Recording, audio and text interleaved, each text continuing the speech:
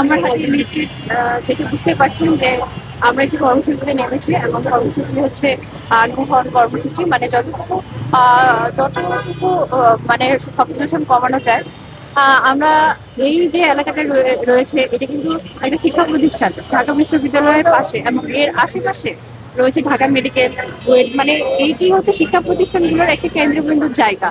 তো এইখানে এই জায়গাগুলোতে আমরা যদি লক্ষ্য করি, সব থেকে বেশি ক্রাউডেড প্লেস, সব থেকে বেশি হর্ন বাজানো, এবং এই রুটগুলো এমন যে গাড়ি ঘোড়া মানে অন্য জায়গায় যাওয়ার জন্য এই রুটগুলো মেইনলি ব্যবহার করা হয়। তো এমনিতে ক্রাউডেড এলাকা কিন্তু আমরা এই যে শিক্ষার্থীরা আমরা খুব বাজেভাবে ইফেক্টেড হই। এই যে আমি এখানে দাঁড়ায় আছি, দাঁড়ায় থাকা আমি জানি আমার আমার প্রচন্ড মাথা ব্যথা করছে, রাতের বেলা আমরা যাই আমি আবার ব্যথা করবো, মানে এটা যে আমাদের একটা স্বাভাবিক সুস্থ জীবনে কত বাজেভাবে ইফেক্ট করছে। তারা যারা হর্ন বাজায় তাদের একটা ঠিক তারা কখনো হয়তো এই বিষয়গুলো চিন্তাও করে না। তো আমাদের এই প্রচেষ্টা যে আমরা যতটুকু পারি, আমরা জানি এটা নির্মূল করা সম্ভব না, কিন্তু আমাদের ক্ষুদ্র প্রচেষ্টা আমরা যতটুকু পারি।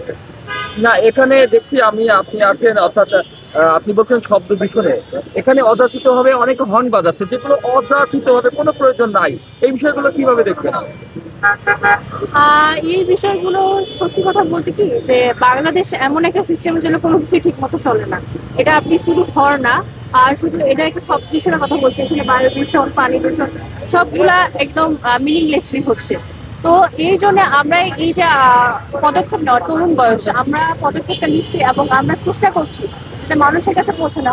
হয়তো বা বেশিরভাগ মানুষ এই বিষয়ে অবগতই না যে তাদের যে একটা ক্লিক, মানে একটা যে হর্ন বাজানো কতটা ইফেক্ট করতে পারে পরিবেশের উপর, একটা মানুষের উপর, তারা নিজেরা অবগতই না।